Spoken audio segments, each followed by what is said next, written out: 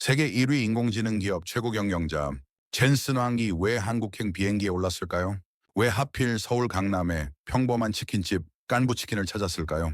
그것도 삼성전자 이재용 회장, 현대차 정의선 회장과 함께 말입니다. 실리콘밸리의 냉철한 분석가들은 처음엔 비웃었습니다. 마케팅용 쇼에 불과하다고 생각했죠. 하지만 그들이 틀렸습니다. 일주일 만에 한국 전역이 들썩였습니다. 깐부치킨 매출이 500% 폭증했고 배달 앱이 마비됐습니다. 실시간 검색어가 폭발했죠. 단순한 식사 한 끼가 한 나라 전체를 움직이고 있었던 겁니다. 정부는 긴급 대책회의에 돌입했습니다. 유럽은 상황을 예의주시했죠. 대체 한국에서 무슨 일이 벌어지고 있는 겁니까? 치킨과 맥주 한 잔이 어떻게 세계 패권의 지도를 바꾸고 있는 겁니까? 여러분 오늘도 저 담비를 찾아주셔서 진심으로 감사드립니다. 이 영상을 통해 우리는 결국 하나의 대한민국이라는 마음이 드신다면 댓글에 한국이라는 단어 하나만 남겨주세요. 마음이 안 생긴다면 분열이라고 적어주세요. 여러분의 한 글자가 저에게 큰 힘이 됩니다. 그럼 지금부터 오늘의 이야기를 시작하겠습니다. 세계 1위 인공지능 기업의 최고 경영자가 치킨집에 간다? 말도 안 되는 소리였습니다. 나는 코웃음 쳤죠. 쇼에 불과해. 하지만 그날 이후 내 모든 분석이 틀렸다는 걸 깨달았습니다. 인공지능 패권의 중심이 움직이고 있었습니다. 저는 리처드 헤이든입니다. 미국 국방부 기술고문으로 25년을 일했죠. 지금은 실리콘밸리에서 인공지능 전략을 분석합니다. 세계 기술 패권의 흐름, 그걸 읽는 게 제 일이었습니다. 숫자는 거짓말을 하지 않습니다. 데이터는 명확했죠. 미국이 인공지능 시장의 90%를 장악하고 있었습니다. 중국이 나머지를 노리고 있었고요. 한국, 그저 부품 공급국 정도였습니다. 뛰어난 반도체 기술은 인정하지만 주도권은 없었죠. 2025년 11월 어느 밤이었습니다. 본사 모니터 앞에 앉아 보고서를 작성하고 있었습니다. 제목은 간단했죠. 인공지능 패권의 미래, 미중 양강 구도의 고착화. 그때였습니다. 속보가 떴습니다. 엔비디아 젠슨 황 최고 경영자, 한국행 비행기 탑승. 저는 스크롤을 내렸습니다. 별 관심이 없었죠. 또 외교쇼겠지. 반도체 공급 계약이나 하러 가는 거겠어. 그런데 이상했습니다. 뉴스가 계속 떴습니다. 실시간 검색어 1위. 한국 언론이 들썩이고 있었습니다. 도대체 뭐가 그렇게 대단하다는 겁니까? 저는 중얼거렸습니다. 그리고 다음 뉴스를 봤죠. 젠슨 황, 서울 강남의 치킨집 깐부치킨 방문 예정. 치킨집? 저는 눈을 의심했습니다. 세계 시가총액 1위 기업의 최고 경영자가요? 치킨집에서 회동을 한다고요? 삼성전자 이재용 회장, 현대자동차 정의선 회장과 함께요? 말도 안 돼. 저는 웃었습니다. 이건 분명 마케팅용 쇼였습니다. 언론 플레이죠. 한국 시장 공략을 위한 제스처에 불과했습니다. 하지만 뭔가 걸렸습니다. 왜 하필 치킨집입니까? 고급 호텔도 많고 삼성 본사도 있는데요. 왜 그런 소박한 장소를 택했을까요? 저는 영상을 찾아봤습니다. 생중계가 되고 있었습니다. 깐부치킨 1호점. 간판은 평범했습니다. 붉은 조명, 작은 테이블들. 그런데 그 안에 앉아있는 사람들은 평범하지 않았죠. 젠슨 황이 가죽 점퍼를 입고 앉아 있었습니다. 그의 옆에 이재용, 정의선. 테이블 위에는 치킨과 맥주. 그들은 웃고 있었습니다. 진심으로 웃고 있었습니다. 저는 화면을 멈췄습니다. 젠슨 황의 눈빛을 봤습니다. 장난이 아니었습니다. 비즈니스 미팅의 얼굴이 아니었죠. 이건 뭡니까? 저는 혼잣말을 했습니다. 세계 인공지능 패권의 중심에 선 사람이요. 왜 저렇게 편안한 표정을 짓고 있습니까? 왜 치킨을 뜯으며 맥주를 마십니까? 이건 단순한 회식이 아니었습니다. 뭔가 다른 게 있었습니다. 저는 느꼈습니다. 패권의 지도가 흔들리고 있다는 걸요. 그날 밤 저는 보고서를 저장하지 않았습니다. 제목을 지웠습니다. 미중 양강 구도라는 단어가 갑자기 낡아 보였습니다. 화면 속 깐부치킨의 불빛이 제 눈에 들어왔습니다. 그 불빛은 뜨거웠습니다. 실리콘밸리의 차가운 데이터 센터보다 더 뜨겁게 타오르고 있었습니다. 이건 단순한 만남이 아니야. 저는 중얼거렸습니다. 이건 신호다. 그날 이후 저는 한국이라는 이름을 다시 쓰기 시작했습니다. 그 회동은 우연이 아니었습니다. 다음 날 아침 더 충격적인 사실이 밝혀졌죠. 젠슨 황이 직접 제안했다는 겁니다. 한국의 깐부치킨에서 친구들과 맥주를 마시고 싶다. 이게 그의 원문이었습니다. 저는 모니터 앞에서 그 문장을 5번 읽었습니다. 친구들. 비즈니스 파트너도 아니고 협력사 대표도 아니고 친구라고요? 세계 시가총액 1위 기업의 최고 경영자 입에서 나온 단어였습니다. 저는 키보드 위에 손을 얹은 채 한참을 멈춰 있었죠. 뭔가 제 분석틀이 흔들리고 있었습니다. 25년간 쌓아온 논리 체계가 삐걱거렸습니다. 실리콘밸리에서는 모든 게 계약으로 시작됩니다. 조건, 이익, 리스크. 그걸 계산하고 협상하고 서명하죠. 그런데 친구라니요? 저는 펜을 들었습니다. 노트 한쪽에 적었습니다. 이건 비즈니스가 아니라 관계의 언어다. 회의실 복도를 걷고 있었습니다. 동료 제임스가 커피를 들고 다가왔죠. 리처드, 이거 봤어? 젠슨이 치킨집을 직접 요청했대. 봤네. 황당하지 않아? 세계 1위 기업 최고 경영자가 치킨집이라니. 저는 잠시 침묵했습니다. 창밖을 보다가 천천히 말했죠. 아마도 우리가 모르는 뭔가가 있는 것 같아. 모르는 게 뭔데? 그걸 알면 내가 이렇게 서 있지 않겠지. 제임스는 비웃었습니다. 쇼야, 쇼. 한국 시장 공략용 퍼포먼스라고. 하지만 저는 확신할 수 없었습니다. 젠슨 황의 눈빛이 자꾸 떠올랐거든요. 치킨을 들고 웃던 그 표정. 계산이 없는 얼굴. 정치적 제스처가 아닌 진짜 웃음. 사흘이 지났습니다. 금요일 오후였죠. 메일함에 빨간 알림이 떴습니다. 기밀 문서 열람 권한이 떨어진 겁니다. 저는 사무실 문을 닫았습니다. 혼자 읽어야 하는 자료였죠. 파일을 열었습니다. 제목이 보였습니다. 엔비디아와 한국연합공급계약 초안. 첫 페이지를 넘겼습니다. 엔비디아가 한국의 최신 H100 GPU를 우선 공급한다는 내용. 단순한 판매 계약이 아니었습니다. 조건이 붙어 있었죠. 삼성전자와 SK하이닉스가 차세대 고대역 폭 메모리를 독점 제공한다는 것. 저는 의자 등받이에 몸을 기댔습니다. 이건 거래가 아니었습니다. 동맹이었죠. 한쪽이 무너지면 다른 쪽도 무너지는 구조. 서로 의존하는 시스템. 페이지를 넘겼습니다.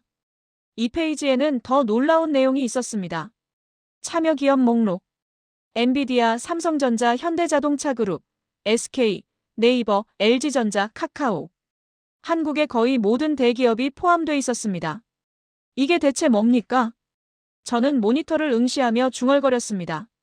이건 기업 간 계약서가 아니었습니다. 국가 단위 연합협정이었죠. 3페이지를 펼쳤습니다. 협정 목표가 적혀 있었습니다. 구축 목표, 인공지능 소벌인 생태계. 인공지능 소벌인. 저는 그 단어를 처음 봤습니다. 주석을 클릭했죠. 설명이 떴습니다. 국가 단위의 인공지능 자주권. 외부 기술 의존 없이 독자적 인공지능 시스템을 개발하고 운영할 수 있는 능력. 저는 숨을 깊이 들이마셨습니다. 한국이 미국 기술에서 벗어나겠다는 겁니까? 독자 노선을 구축하겠다는 건가요? 그동안 한국은 부품 공급국이었습니다. 세계 최고 수준의 반도체를 만들지만요. 시스템 설계는 미국이 주도했죠. GPU 아키텍처도 미국. 운영체제도 미국. 클라우드 인프라도 미국. 한국은 그저 부품을 납품하는 역할이었습니다. 그런데 지금 이 문서는 그 구도를 뒤집고 있었습니다. 한국이 중심이 되는 구조. 엔비디아가 협력하는 형태. 저는 손가락으로 책상을 두드렸습니다. 규칙적인 리듬. 생각을 정리하는 제 버릇이었죠. 불안감이 밀려왔습니다. 25년간 당연하게 여겨온 질서가 흔들리고 있었습니다. 그때였습니다. 뉴스 알림이 떴습니다. 젠슨 황 엔비디아 최고 경영자, 서울 기자회견 발표. 저는 재생 버튼을 눌렀습니다. 영상이 시작됐죠. 서울 한 호텔 기자회견장. 플래시가 터졌습니다. 젠슨 황이 단상에 올라섰습니다. 그의 목소리가 들렸습니다. 한국을 기쁘게 할 발표를 준비 중입니다. 단 한 문장이었습니다. 하지만 그 한 문장이 폭탄이었죠. 영상을 멈췄습니다. 그의 표정을 확대했습니다. 입가의 미소. 눈빛의 확신.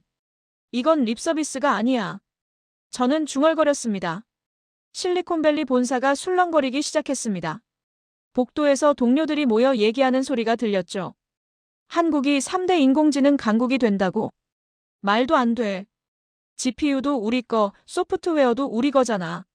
삼성이 반도체 잘 만드는 건 인정하지만 인공지능은 다른 문제지. 그냥 쇼야. 한국 시장 달래려는 거야. 비웃는 목소리들이었습니다. 자신감에 찬 조롱. 하지만 저는 웃을 수 없었습니다. 뭔가 중요한 걸 놓치고 있다는 느낌. 직관이 경고하고 있었죠. 저는 사무실로 돌아왔습니다. 문을 닫고 노트북을 열었습니다. 다시 깜부치킨 영상을 재생했습니다. 이번엔 천천히 봤습니다. 프레임 하나하나를 분석했죠. 젠슨 황의 손동작. 이재용 회장과 나누는 대화. 정의선 회장과 부딪히는 맥주잔. 그들의 표정에는 연기가 없었습니다. 비즈니스 미팅 특유의 긴장감도 없었죠. 편안함. 자연스러움. 오래된 동료들 같은 분위기. 왜죠? 저는 화면을 향해 물었습니다. 당신은 왜 그 자리를 택한 겁니까? 호텔 회의실도 많았습니다. 삼성 본사도 있었죠. 최첨단 시설의 컨벤션홀도 가능했습니다. 그런데 왜 하필 치킨집입니까? 월요일이 왔습니다. 아침 출근길이었죠. 스마트폰에 뉴스 알림이 터졌습니다.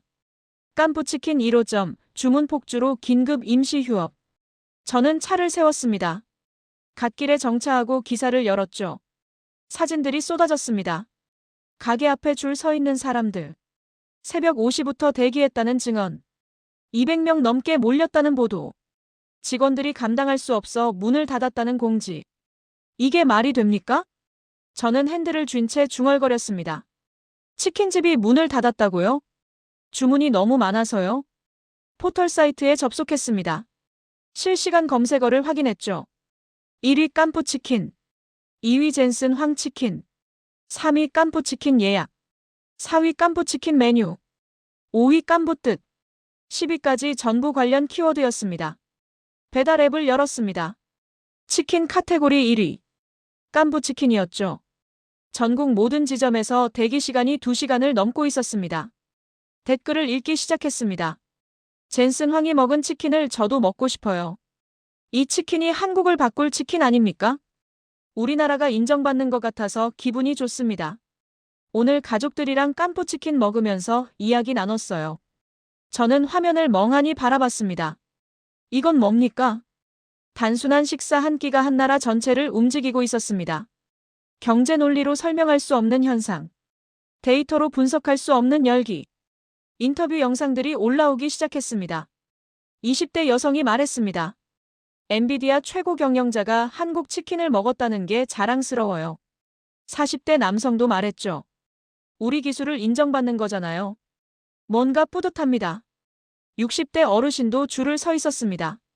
이런 날이 올 줄 몰랐네. 우리나라가 대단해진 거야. 저는 차 안에서 한참을 앉아 있었습니다. 이건 경제가 아니었습니다. 문화였습니다. 정서였죠. 한국인들은 젠슨 황을 단순한 기업인으로 보지 않았습니다. 한국을 인정해준 친구로 받아들이고 있었죠. 깐부. 그 단어의 무게를 저는 그제야 깨닫기 시작했습니다. 친구. 동료. 함께 가는 사람. 치킨 한 조각과 맥주 한 잔을 나누는 관계. 그게 한국인들에게는 가장 강력한 유대였습니다. 저는 핸들을 쥔 채 생각했습니다. 25년간 분석해온 패권의 논리. 기술, 자본, 시장 점유율. 그런 숫자들로 세상을 읽어왔죠. 하지만 지금 제 눈앞에서 펼쳐지는 현상은 달랐습니다. 숫자가 아닌 감정. 계약이 아닌 신뢰. 이익이 아닌 우정. 그런 부드러운 개념들이 차가운 데이터를 압도하고 있었습니다. 저는 다시 차를 출발시켰습니다. 회사에 도착했죠. 사무실로 들어가 노트북을 열었습니다. 새 파일을 만들었습니다. 제목을 적었습니다. 프로젝트 K 얼라이언스 서울. 저는 데이터를 모으기 시작했습니다. 엔비디아의 한국 방문 일정. 삼성의 고대역폭 메모리 생산 능력. SK 하이닉스의 투자 규모. 네이버의 인공지능 연구 현황. 현대자동차의 자율주행 기술 수준. 숫자들이 하나씩 쌓였습니다. 그래프를 그렸습니다. 추세선을 분석했죠. 하지만 이상했습니다. 어떤 그래프도 깐부치킨 앞에 긴 줄을 설명하지 못했습니다. 어떤 수치도 국민들의 열광을 담아내지 못했죠. 어떤 분석 모델도 이 현상을 예측하지 못했습니다. 저는 노트맨 위에 적었습니다. 한국은 숫자가 아니라 사람으로 움직인다. 그리고 밑줄을 그었습니다. 창밖을 봤습니다. 실리콘밸리의 오후는 맑았습니다. 유리 건물들이 햇빛을 반사하고 있었죠. 차가운 건물들, 깜빡이는 데이터 센터의 불빛. 하지만 제 머릿속에는 깐부치킨의 따뜻한 조명이 떠올랐습니다. 치킨 냄새, 맥주 거품, 사람들의 웃음소리, 한 입의 치킨, 한 잔의 맥주. 그 뒤에 숨은 것은 세계 패권의 이동이었습니다. 저는 확신했습니다.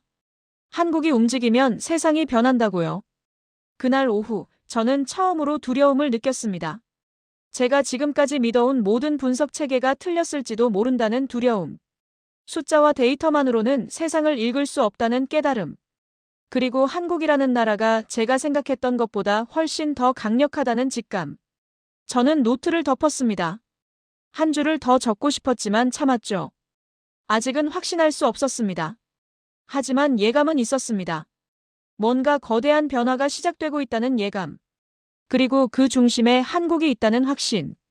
일주일이 지났습니다. 서울에서 대규모 협약 체결이 예정돼 있었죠. 엔비디아와 한국 대기업들의 공식 조인식. 전 세계 언론이 주목하고 있었습니다. 저는 본사 회의실에 불려갔습니다. 상급자들이 모여 있었죠. 부사장이 말했습니다. 리처드, 한국 상황을 어떻게 보나? 예상보다 심각합니다. 심각하다니 무슨 의미인가? 저는 자료를 펼쳤습니다. 깐부치킨 관련 검색량 그래프. 일주일 만에 500% 증가. 한국 전역의 치킨 소비량도 급증했죠. 이건 단순한 유행이 아닙니다. 제가 말했습니다. 국민적 현상입니다. 회의실이 조용해졌습니다. 부사장이 팔짱을 꼈죠. 그래서 결론이 뭔가? 한국이 위협적이란 얘긴가? 위협이라기보다는 저는 말을 멈췄습니다. 어떻게 설명해야 할까요? 변화입니다. 패권 구조의 변화가 시작됐습니다. 부사장이 고개를 저었습니다. 리처드, 자네 너무 과장하는 거 아닌가? 한국은 부품 공급국일 뿐이야. 그게 바뀌고 있습니다. 바뀐다고? 근거가 있나? 저는 계약서 사본을 꺼냈습니다. 유출된 초안 자료였죠. 이걸 보십시오. 상호 의존 구조입니다. 한국 없이는 엔비디아도 움직일 수 없는 시스템입니다. 침묵이 흘렀습니다. 부사장이 자료를 훑어봤죠. 그리고 말했습니다. 한국이 중심이 되는 건 허락할 수 없네. 저는 눈썹을 찌푸렸습니다. 허락할 수 없다니요? 이건 허락의 문제가 아니었습니다. 이미 시작된 흐름이었죠. 회의가 끝났습니다. 저는 사무실로 돌아왔습니다. 노트북을 열었죠. 한국 뉴스를 검색했습니다. 언론이 떠들썩했습니다. 치맥동맹이라는 단어가 제목마다 달려 있었죠. 단순한 회식이 아니라 문화로 묶인 기술동맹. 그런 해석들이 쏟아졌습니다. 저는 기사를 하나씩 읽었습니다. 한국경제신문의 사설. 치맥 한 끼가 만든 기적, 문화가 기술을 이긴다. 한국방송의 특집 프로그램. 깐부정신, 한국형 동맹의 탄생. 포털 댓글들도 달랐습니다. 우리도 이제 주도권을 가질 수 있다. 기술 강국 코리아 자랑스럽다. 젠슨 황이 우리를 친구로 봐준다는 게 감동이다. 저는 화면을 응시했습니다. 이건 경제 기사가 아니었습니다. 응원이었죠. 한 나라 전체가 하나로 뭉치고 있었습니다. 거리 풍경도 달라졌습니다. 서울 강남 곳곳에 현수막이 걸렸죠. 인공지능 코리아 새로운 시작. K-얼라이언스 함께 만드는 미래. 깐부 정신으로 세계를 선도하자. 치킨집마다 손님이 넘쳤습니다. 조인식이 끝난 다음 날이었습니다. 본사에서 긴급 소환 명령이 떨어졌죠. 워싱턴 기술안보회의. 저는 새벽 비행기를 탔습니다. 수도로 향하는 비행기 안에서 자료를 읽었습니다. 회의 안건이 적혀 있었죠. 한국의 독자 인공지능 패권 시도에 대한 대응 방안. 독자 패권 시도라니요? 저는 눈살을 찌푸렸습니다. 한국은 동맹을 만들었을 뿐입니다. 독자 노선이 아니라 협력 모델이었죠. 하지만 워싱턴은 달리 보고 있었습니다. 회의실에 들어섰습니다. 국방부, 상무부, 국가안보국 관계자들이 앉아 있었죠. 분위기가 무겁습니다. 한 관계자가 말문을 열었습니다. 한국의 움직임이 심상치 않습니다. 어떤 점에서 그렇습니까? 제가 물었죠. 엔비디아와의 협약이 단순한 비즈니스가 아닙니다. 국가 단위 기술 동맹으로 보입니다. 다른 관계자가 자료를 펼쳤습니다. 한국 대기업들의 투자 규모가 적혀 있었죠. 10조 원 규모. 단순한 구매 계약이 아니었습니다. 그들이 독자 인공지능 생태계를 구축하려 합니다. 그게 문제입니까? 제가 반문했습니다. 회의실이 조용해졌죠. 국방부 관계자가 저를 쳐다봤습니다. 리처드, 당신은 한국 편인가? 편이 아닙니다. 사실을 말하는 겁니다. 사실은 우리의 기술 우위가 흔들리고 있다는 겁니다. 저는 입을 다물었습니다. 논쟁해봐야 소용없었죠. 그들은 이미 결론을 내린 상태였습니다. 회의가 끝날 무렵이었습니다. 국가안보국 국장이 저를 불렀죠. 리처드, 자네에게 임무를 주겠네. 무슨 임무입니까? 서울로 가게. 직접 현장을 파악하라. 저는 고개를 끄덕였습니다. 그들의 협약이 단순한 기술 교류인지 아니면 새로운 패권 도전인지 확인하게. 알겠습니다. 2주 안에 보고서를 올리게. 우리는 대응 방안을 수립해야 하네. 저는 회의실을 나왔습니다. 복도를 걸으며 생각했죠. 대응 방안이라니요. 한국이 무슨 적국입니까? 사흘 후 저는 인천공항에 도착했습니다. 입국장을 빠져나오는 순간부터 느껴졌습니다. 에너지. 공항 곳곳에 광고판이 보였죠. 인공지능 코리아 함께 만드는 미래. K-얼라이언스와 함께하는 새로운 시작. 사람들의 발걸음도 빨랐습니다. 저는 택시를 탔습니다. 기사님이 물었죠. 어디로 모실까요? 강남으로 가주세요. 외국분이시네요. 출장 오셨어요? 네, 그렇습니다. 요즘 외국분들 많이 오세요. 다들 우리나라 인공지능 보러 온다고 하더라고요. 기사님이 자랑스러운 표정으로 말했습니다. 창밖을 봤습니다. 밤 10시가 넘었는데도 불빛이 환했습니다. 건물마다 불이 켜져 있었죠. 이 나라는 밤에도 일합니다. 저는 중얼거렸습니다. 호텔에 짐을 풀었습니다. 노트북을 열어 일정을 확인했죠.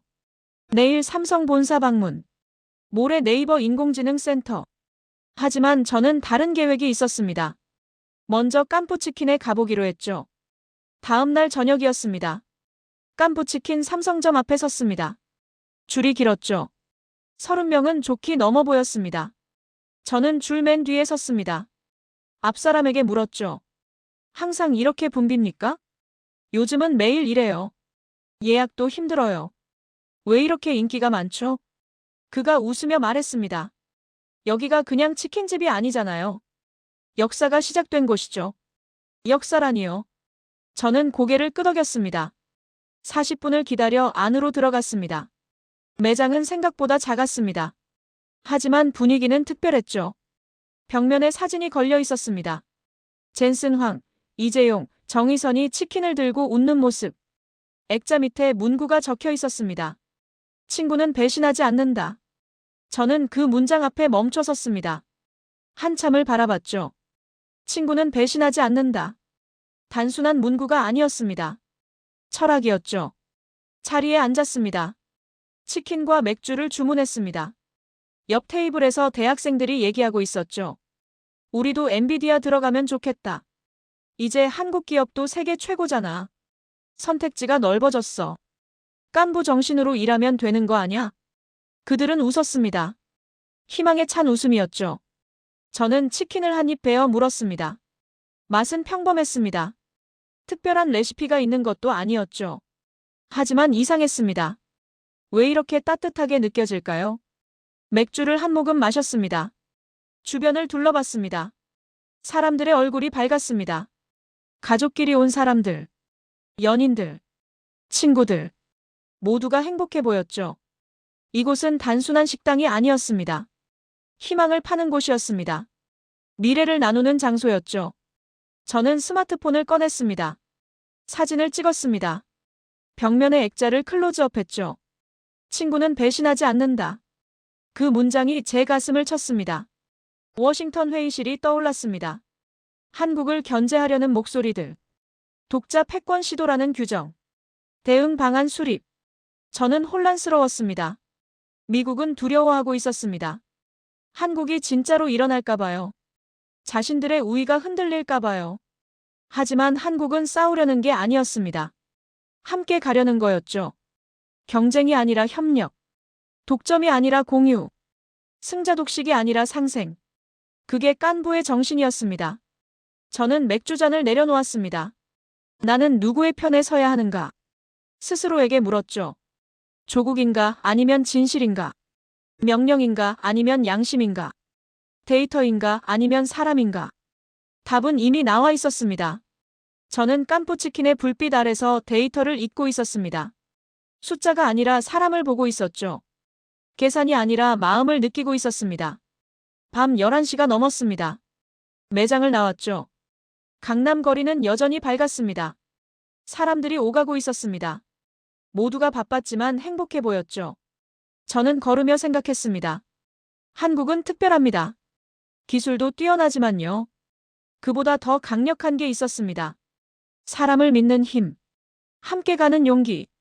친구를 배신하지 않는 신념. 그게 이 나라를 움직이고 있었습니다. 호텔로 돌아왔습니다. 노트북을 열었죠. 보고서를 작성해야 했습니다. 하지만 손이 움직이지 않았습니다. 뭐라고 써야 할까요? 한국이 위협적이라고 쓸까요? 아니면 한국이 옳다고 쓸까요? 저는 창밖을 봤습니다. 서울의 야경이 펼쳐져 있었습니다. 데이터 센터보다 밝은 불빛, 차가운 논리보다 따뜻한 마음. 저는 키보드에 손을 올렸습니다. 그리고 첫 문장을 적었습니다. 한국은 경쟁하지 않는다. 한국은 함께 간다. 다음 날 아침이었습니다. 삼성전자 반도체 연구소를 방문했죠. 판교에 위치한 거대한 건물이었습니다. 로비에서 안내를 받았습니다. 엘리베이터를 타고 12층으로 올라갔죠. 복도를 걸으며 느꼈습니다. 이곳의 분위기가 실리콘밸리와 다르다는 걸요. 차갑지 않았습니다. 연구원들이 웃으며 대화하고 있었죠. 회의실에 들어섰습니다. 책임 연구원이 저를 맞이했습니다. 리처드 헤이든 님이시죠? 반갑습니다. 초대해 주셔서 감사합니다. 우리는 악수를 나눴습니다. 그가 프레젠테이션을 시작했죠. 화면에 프로젝트 제목이 떴습니다. 감성 인공지능 개발 프로젝트. 저는 눈썹을 치켜 올렸습니다. 감성이라니요? 저희는 인공지능에게 감정을 가르치려 합니다. 연구원이 설명했습니다. 단순한 데이터 처리가 아니라 사람의 마음을 이해하는 인공지능을 만들고 싶습니다. 저는 자료를 넘겨봤습니다. 한국어로 정의라는 개념을 학습시키는 알고리즘, 사람 간의 신뢰를 모델링하는 시스템, 배려와 공감을 수치화하는 연구. 이게 가능합니까? 제가 물었습니다. 아직 초기 단계입니다. 하지만 저희는 믿습니다. 무엇을 믿습니까?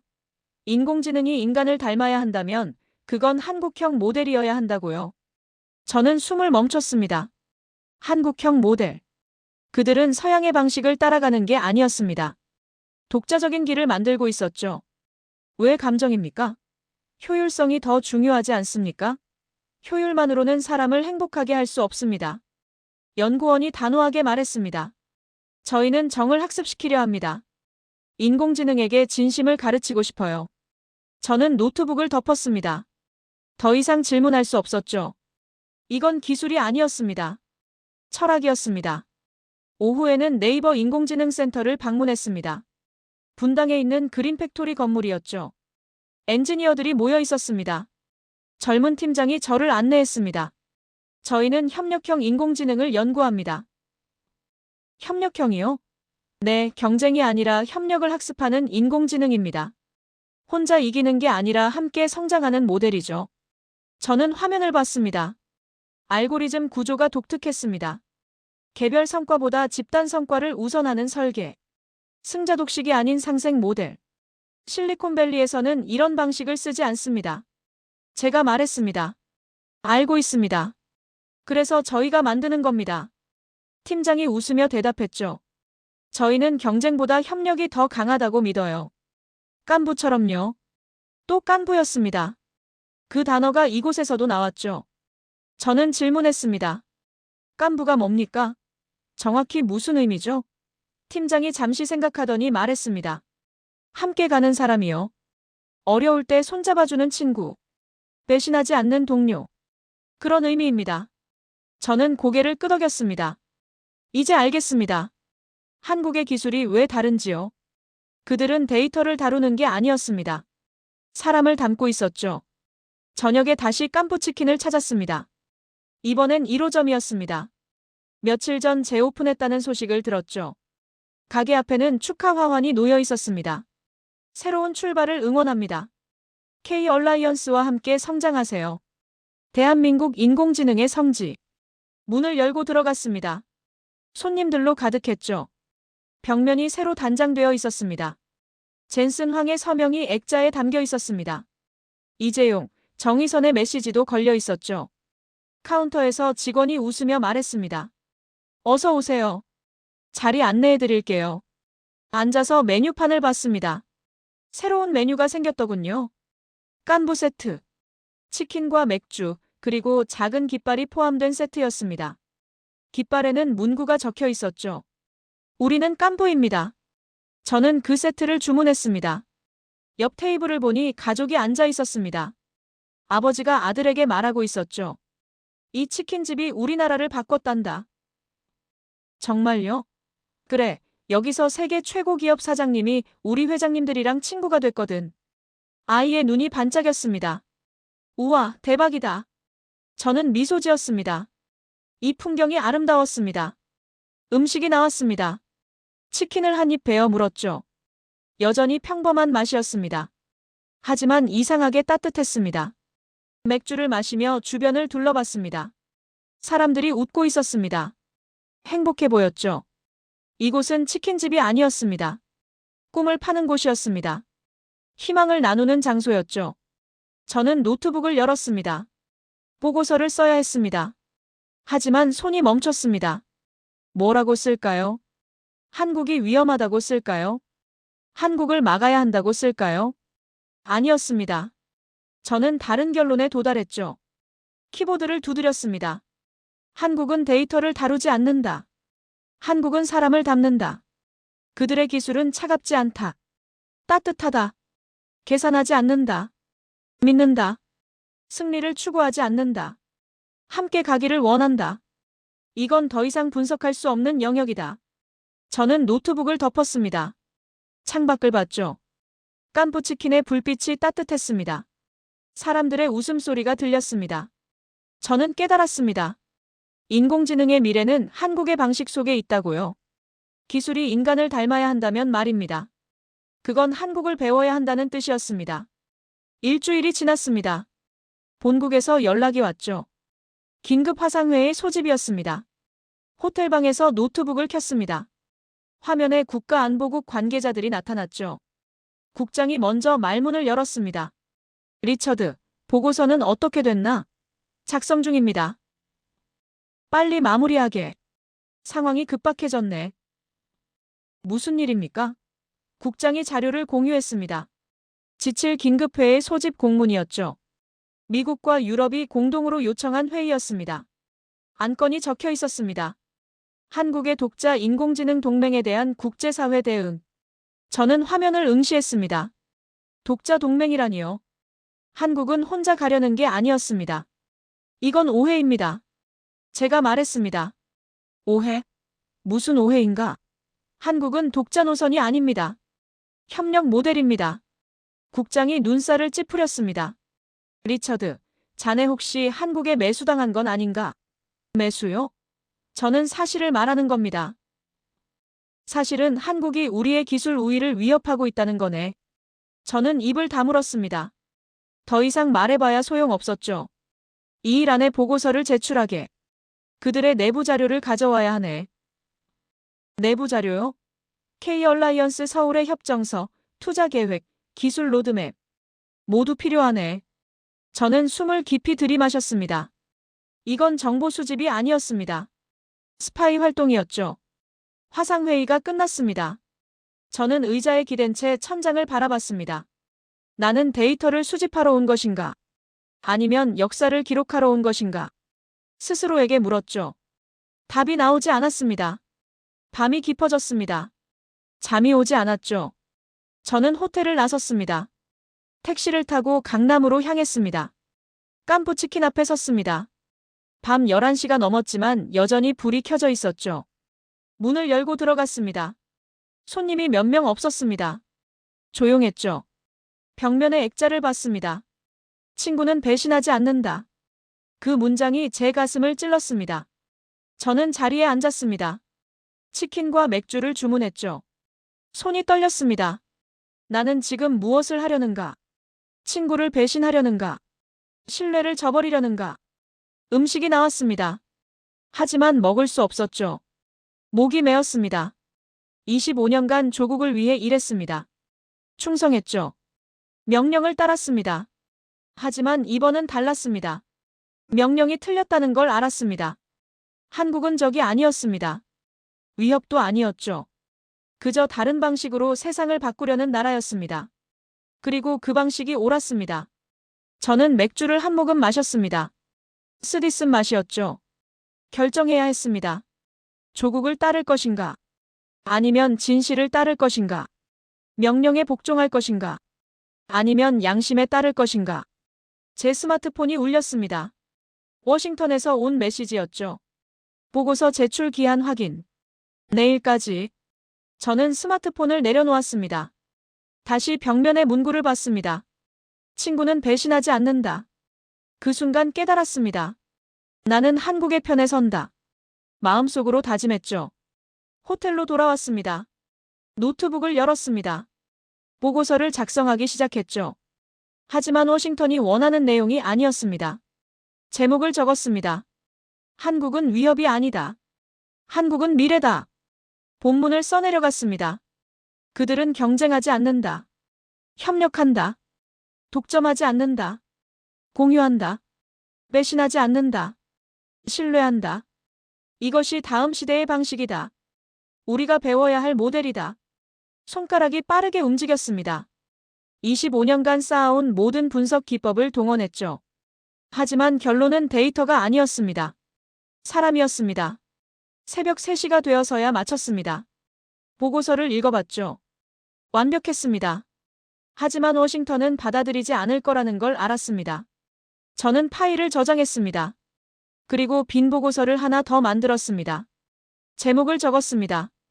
데이터 수집 불가. 검증 불가능. 본문에는 단 한 줄만 적었죠. 한국의 협약은 기밀사항으로 외부 접근이 차단됨. 거짓말이었습니다. 하지만 필요한 거짓말이었죠. 저는 그 빈 보고서를 워싱턴으로 전송했습니다. 그리고 진짜 보고서는 제 컴퓨터에 남겨뒀습니다. 언젠가 세상에 공개할 문서였죠. 다음 날 아침이었습니다. 다시 깜푸치킨을 찾았습니다. 이번엔 아침 메뉴를 주문했죠. 직원이 신기한 표정으로 물었습니다. 자주 오시네요? 네, 이곳이 좋아서요. 감사합니다. 치맥 한 세트 드릴게요. 저는 웃었습니다. 처음으로 편안하게 웃었습니다.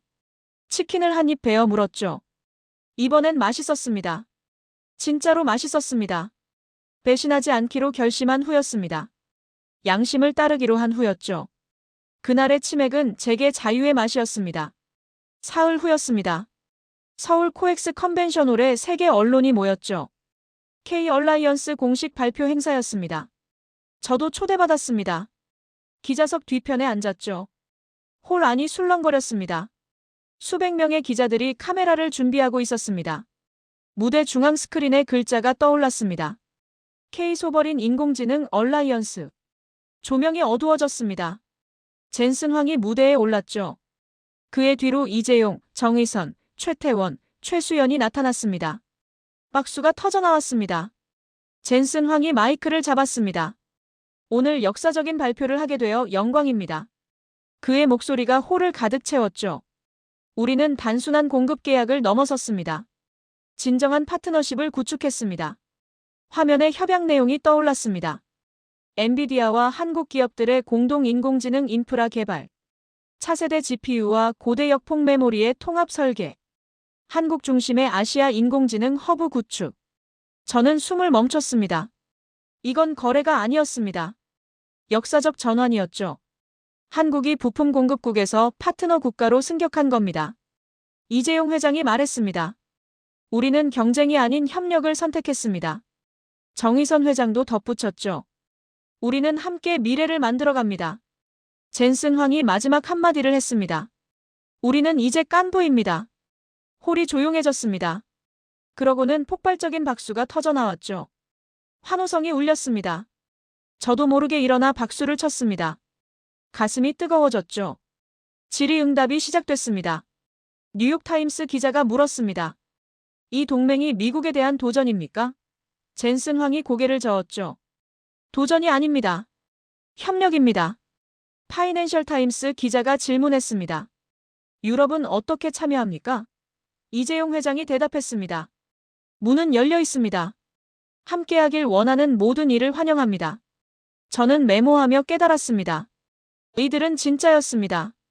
말뿐인 협력이 아니었죠. 행사가 끝났습니다. 기자들이 몰려나갔죠. 저는 스마트폰으로 뉴스를 확인했습니다. 뉴욕타임스 속보였습니다. 인공지능 중심축 서울로 이동하다. BBC도 보도했죠. K-얼라이언스, 새로운 기술 질서의 시작. 저는 미소 지었습니다. 세상이 변하고 있었습니다. 그날 저녁 마지막으로 깐부치킨을 찾았습니다. 치맥을 주문했죠. 직원이 웃으며 말했습니다. 오늘 발표 대단했죠? 네, 정말 대단했습니다. 음식을 먹으며 생각했습니다. 여기서 모든 게 시작됐습니다. 한 입의 치킨이 세계를 바꿨습니다. 저는 노트에 마지막 문장을 적었습니다. 인공지능의 시대는 결국 인간의 시대였다. 기술은 인간을 닮아야 한다. 3개월이 지났습니다. 한국 중심의 인공지능 생태계가 급성장했죠. 서울이 인공지능 수도로 불리기 시작했습니다. 각국 젊은 인재들이 몰려왔습니다. 저는 논문을 발표했습니다. 제목은 마음을 가진 기술이었죠. 한국 모델을 분석한 연구였습니다. 학계의 반응이 뜨거웠습니다. 초청 강연 요청이 쏟아졌죠. 하지만 저는 다시 서울로 향했습니다. 깐부치킨을 찾았습니다. 벽면에 새로운 명판이 걸려 있었죠. 인공지능 얼라이언스 서울 2025 탄생지. 젊은 커플이 치맥을 나누며 말했습니다. 여기서 세계가 바뀌었다며? 그래, 치킨으로 시작된 혁명이래. 저는 미소 지었습니다. 치맥을 주문했죠. 창밖을 봤습니다. 서울의 불빛이 밝았습니다. 사람들이 행복해 보였죠. 저는 노트를 열었습니다. 마지막 페이지에 적었습니다. 한국은 세계가 잊은 것을 기억하게 했다. 기술은 인간을 위해 존재해야 한다는 단순한 진리. 노트를 덮었습니다. 귀국 비행기를 타러 공항으로 향했습니다. 비행기 창밖으로 서울의 야경이 펼쳐졌죠. 인공지능 빌딩들의 불빛, 깐부치킨의 간판들, 사람들의 웃음이 들리는 것 같았습니다. 저는 속삭였습니다. 인공지능의 중심은 서울에 있습니다. 그리고 인간의 중심은 한국의 마음속에 있습니다. 비행기가 이륙했습니다. 하지만 제 마음은 여전히 서울에 머물러 있었죠. 저는 평생 한국을 연구할 겁니다. 깐부의 정신을 세상에 전할 겁니다. 나는 리처드 헤이든입니다. 그날 서울에서 인류의 다음 장을 목격한 사람입니다. 데이터를 믿어왔지만 한국에서 진심이라는 더 강력한 알고리즘을 배웠습니다. 그들은 기술로 세상을 이기지 않았습니다. 진심으로 세상을 감동시켰죠. 깐부치킨의 한 입, 그 치맥의 온기가 세상을 묶었습니다. 인공지능의 시대는 결국 인간의 시대였습니다. 그리고 그 중심에 한국이 있었습니다. 치맥 한 입이 만든 동맹. 그날 서울은 세계의 미래를 열었습니다. 저는 창밖을 바라보며 다짐했습니다. 이 이야기를 영원히 기억하겠다고요. 한국이 보여준 길을 따르겠다고요. 경쟁이 아닌 협력. 독점이 아닌 공유. 배신이 아닌 신뢰. 그게 미래의 언어입니다. 그게 깐부의 정신입니다.